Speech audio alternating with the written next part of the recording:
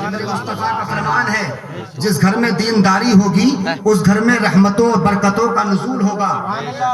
اور جس بیٹی کو تم بیاہ کے لاؤ گے اگر وہ دیندار ہے اور وہ نمازی ہے, قرآن کی تلاوت کرنے والی ہے, جب وہ مصلی کو بچھائے گی قرآن کریم کی تلاوت کرے گی, ہاتھوں کو آسمان کی طرف اٹھائے گی, اللہ ان ہاتھوں کی برکتوں سے رحمتوں کا نزول فرمائے گا. اللہ نے بیٹی کی دعاؤں میں وہ اثر رکھا ہے. بیٹی ایسی رحمت ہے جس کے بارے میں میرے مصطفیٰ نے فرمایا کہ جس گھر میں ایک بیٹی پیدا ہو جائے اس گھر میں روزانہ 12 رحمتیں نازل ہوتی ہیں. سبحان اللہ. یہ حدیث ہے, یہ میرے مصطفیٰ کی حدیث ہے. جس گھر میں ایک بیٹی پیدا ہو جائے اس گھر میں روزانہ 12 رحمتیں نازل ہوتی ہے. سبحان اللہ. جب تک بیٹی باپ کے گھر رہتی ہے رحمت کا دریا یہاں بہتا ہے, اور جب بیٹی باپ کی دہلیز سے شوہر کی دہلیز پر پہنچتی ہے رحمت کا دریا وہاں بہتا ہے. سبحان اللہ. وقت کی قلت ہے, صرف چند باتیں میں آپ کے سامنے رکھتا ہوں اور اپنی گفتگو ختم کرتا ہوں. آج ہم اور آپ سبھی لوگ شادی کرتے ہیں, ماڈرن گھرانہ دیکھتے ہیں, مال و دولت دیکھتے ہیں, اسٹینڈرڈ کھانا دیکھتے ہیں, VIP لوگ دیکھتے ہیں. ایسا ہو تو شادی کریں گے ورنہ نہیں.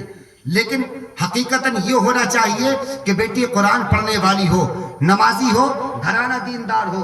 جب اچھے گھرانے میں کرو گے, دیندار گھرانے میں کرو گے تو انشاءاللہ اس گھرانے میں کبھی پھوٹ نظر نہیں آئے گی بلکہ رحمتوں کا سرور نظر آئے گا. محترم حضرات, ہم شادی کرتے ہیں لیکن مصطفیٰ کی شان دیکھیں. میرے مصطفیٰ نے شادی کی تھی. ہے کوئی ایسا مائی کا لال جیسے شادی میرے مصطفیٰ نے کی ہے؟ ہے کوئی ایسا انسان جس نے اپنی بیٹی کو ایسے ودا کیا ہو جیسے میرے مصطفیٰ نے ودا کیا ہے؟ سبحان اللہ. ہے کوئی ایسا دولہا جو حضرت علی جیسا ہو؟ ہے کوئی ایسی دلہن جو فاطمۃ الزہرا جیسی ہو؟ اللہ اللہ, میرے مصطفیٰ نے فاطمۃ الزہرا کو حضرت علی کے ساتھ ودا کیا ہے, اور میرے مصطفیٰ نے اپنی بیٹی کے دہیز میں چند مٹی کے برتن عطا فرمائے, اور میرے مصطفیٰ نے اپنی بیٹی کے دہیز میں قرآن کریم دیا اور ارشاد فرمایا, اے بیٹی یہ وہ دولت ہے کہ دنیا کی تمام دولت ایک پلے میں رکھ دی جائے, قرآن کریم ایک پلے میں رکھ دیا جائے. قرآن کریم ہلکا نہیں ہو سکتا, دنیا کی دولت ہلکی ہو سکتی ہے, قرآن کریم بھاری ہو سکتا ہے. سبحان اللہ. بے شک بے شک. میرے مصطفیٰ نے اپنی بیٹی کو ودا کیا ہے. آج ہم اور آپ اپنی بیٹی کو ودا کرتے ہیں تو ہم اپنی بیٹی کو کوئی نصیحت نہیں کرتے. تو گھبرانا مت, ٹینشن مت لینا, کسی سے خوف کھانے کی ضرورت نہیں ہے. کوئی بات ہو ہم سے بتا دینا. اللہ اکبر. 1-2 دن نہیں ہوتا بھائی سے شکایت کرتی ہے, باپ سے شکایت کرتی ہے, بہنوئی سے بہن سے شکایت کرتی ہے.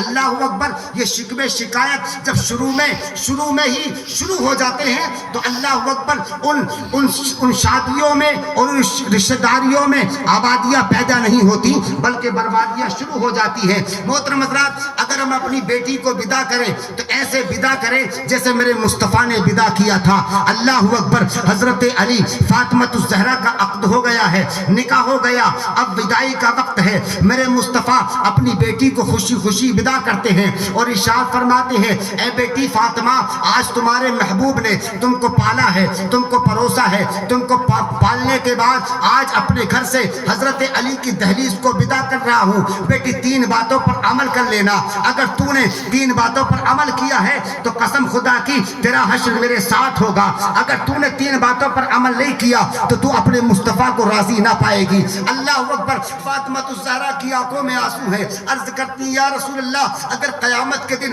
آپ ناراض ہو گئے تو یا رسول اللہ میرا ٹھکانہ کہاں ہوگا؟ بابا جان وہ 3 نصیحت پیش کر دے. وہ 3 نصیحت کون سی ہے جس سے آپ خوش ہوں گے؟ تو قسم خدا کی میرے مصطفیٰ نے ارشاد فرمایا تھا, اے بیٹی جب تو اپنے شوہر کے گھر پہنچے, اللہ اکبر, جب تو اپنے شوہر کے گھر پہنچے تو قسم خدا کی جیسے شوہر جب باہر سے گھر کے اندر تشریف لائے تو سب سے پہلے اپنے شوہر کو دیکھ کر اس کی تعظیم کے لیے کھڑی ہو جانا.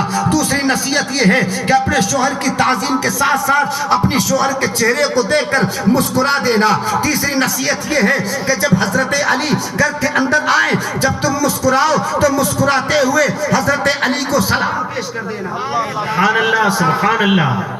آپ اور ہم ہیں کہ ہم یہ کہتے ہیں ہم یہ اپنی بیٹی کو ودا کرتے وقت یہ نصیحت کرتے ہیں کہ اے بیٹی جب شوہر گھر کے اندر آئے تو تم اس کی تعظیم کے لیے کھڑی ہونا، اس کے چہرے کو دیکھ کر مسکرانا اور مسکراتے ہوئے اپنے شوہر کو سلام کرنا۔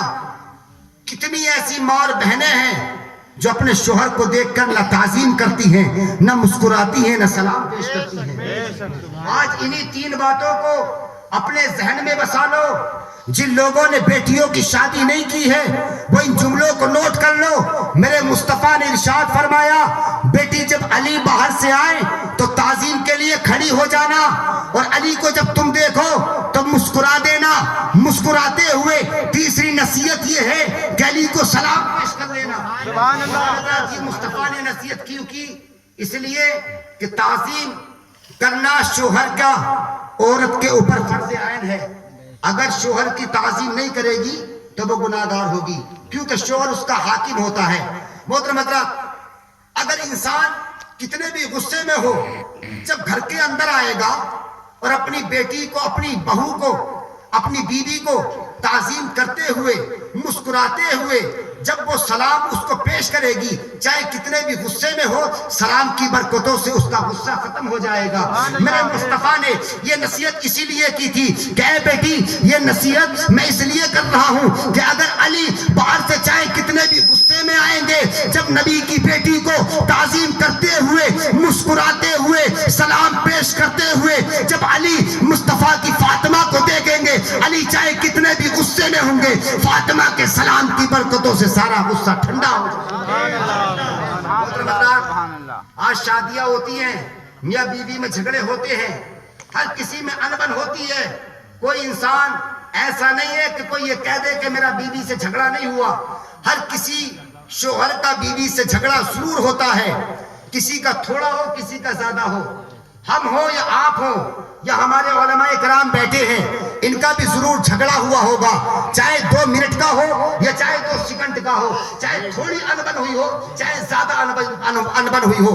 محترم حضرات، ہر کسی میں ضرور ہوتی ہے، لیکن اس کا مطلب یہ نہیں ہوتا کہ ہم کھانوں کو برباد کریں، ہم اپنے گھر کو اب برباد کر دیں، ہم تمام اپنے گھر کی تمام رنجشوں میں اپنے گھر کو غرق کر دیں۔ لیکن محترم بزرگوں، دوستو، آج حدیث پاک میں آپ کے سامنے رکھتا ہوں اور اپنی آخری یہ حدیث آپ کے سامنے پیش کرتے ہوئے اپنی گفتگو ختم کرتا ہوں۔ محترم حضرات، ہر کسی میں جھگڑا ہوتا ہے، تھوڑی بہت انبن ضرور ہوتی ہے، لیکن بہر فاطمہ کے مقدر پر قربان جاؤ، حضرت علی کی شان پر قربان جاؤ۔ حضرت علی ہیں، حضرت فاطمہ الزہرا ہیں، دونوں میں تھوڑی سی انبن ہو گئی، بات بڑھ گئی، مصطفیٰ تشریف لے آئے، فاطمہ الزہرا کی دہلیز پر میرے مصطفیٰ پہنچے ہیں، میرے مصطفیٰ نے دروازے پر دستک دی ہے، فاطمہ الزہرا نے دروازے کو کھولا ہے، میرے مصطفیٰ نے اپنی بیٹی کے چہرے کو دیکھا ہے۔ اللہ اکبر، میرے مصطفیٰ کی بیٹی کے چہرے پر اس طرح بھی کیفیت نظر آئی، مصطفیٰ کریم صلی اللہ علیہ وسلم فوراً سمجھ گئے،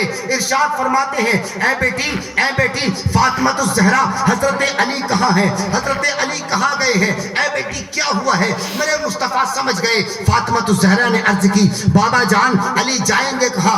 اگر علی گئے ہوں گے تو مسجد نبوی میں گئے ہوں گے۔ علی جائیں گے کہاں؟ اگر علی گئے ہوں گے تو مسجد نبوی میں گئے ہوں گے۔ محترم بزرگوں، دوستو، فاطمہ الزہرا میں حضرت علی میں تھوڑی سی انبن ہوئی تھی۔ حضرت فاطمہ الزہرا کے گھر کو حضرت علی نے چھوڑا ہے۔ اللہ اکبر، حضرت علی نے 2 مقام پر اپنے گھر کو چھوڑا ہے۔ اللہ اکبر، حضرت فاطمہ الزہرا رضی اللہ تعالیٰ عنہ کے اس مقدس گھر کو چھوڑنے کے بعد حضرت علی مسجد نبوی میں پہنچے ہیں۔ کس لیے؟ اس لیے کہ جب میں مسجد میں جاؤں گا، وضو کروں گا، نماز پڑھوں گا، دل کو سکون ملے گا، روح کو غذا ملے گی۔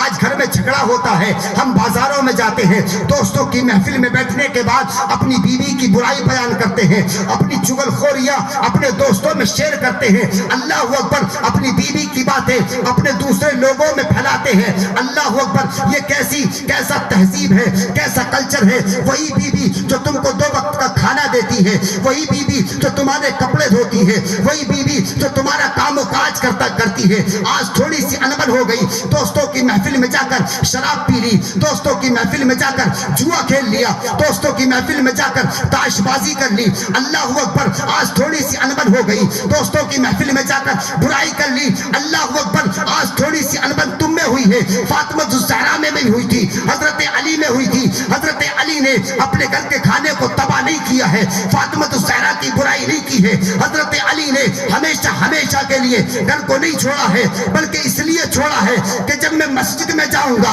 میرا غصہ بھی ٹھنڈا ہوگا, میرے دل کو بھی سکون ملے گا اور میری روح کو بھی غذا ملے گی. سبحان اللہ, سبحان اللہ. مصطفیٰ فاطمہ الزہرا کے چہرے کو سمجھ گئے.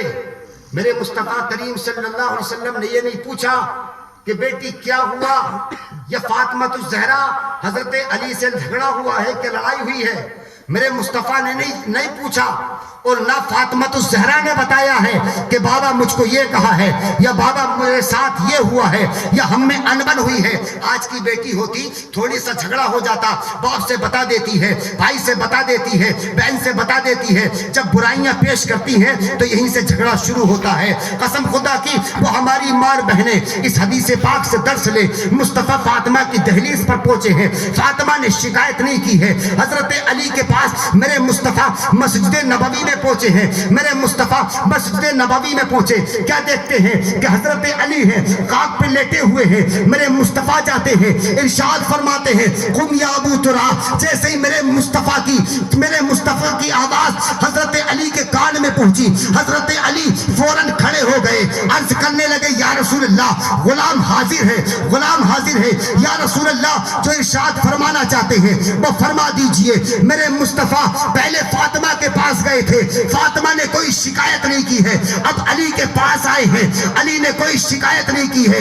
قسم خدا کی آج بھی اس دنیا کے اندر ہر شوہر حضرت علی کے قول و فعل پر عمل کر لے, اور ہر بیٹی فاطمہ الزہرا کے نقش قدم پر عمل کر لے. آج اس مجمع سے, اس جلسے سے یہ درس لے لے کہ اگر امیر کی بیٹی ہوگی تو بھی خوشحال ہوگی, اور غریب کی بیٹی ہوگی تو بھی خوشحال ہوگی. سبحان اللہ, بے شک سبحان اللہ. اگر ہر بیوی اور ہر شوہر اس کاٹ کو باندھ لے کہ اگر تھوڑی سی انبن ہو گئی تو ہم کسی سے شکایت نہیں کریں گے. نہ فاطمہ نے شکایت کی ہے, نہ حضرت علی نے شکایت کی ہے. آج بھی اگر ہم حضرت علی اور فاطمہ الزہرا کے نقش قدم پر چلتے ہوئے اپنی شادیاں کریں تو انشاءاللہ ان شادیوں میں بربادی پیدا نہیں ہوگی بلکہ آبادی ہوگی. کسی شاعر نے کہا تھا کہ شادی کرو گے گر بندر کی طرح, مچل کے بولو سبحان اللہ, شادی کرو گے گر بندر کی طرح تو بچے پیدا ہوں گے دھرمندر کی طرح. اور یہ جملہ پیش کر رہا ہوں, سارا مجمع مسکرا کے بولو کہ شادی کرو گے گر علی کی طرح, شادی کرو گے گر علی کی طرح تو بچے پیدا ہوں گے ولی کی طرح. وآخر دعوانا الحمدللہ رب العالمین. السلام علیکم ورحمۃ اللہ. وعلیکم السلام ورحمۃ اللہ.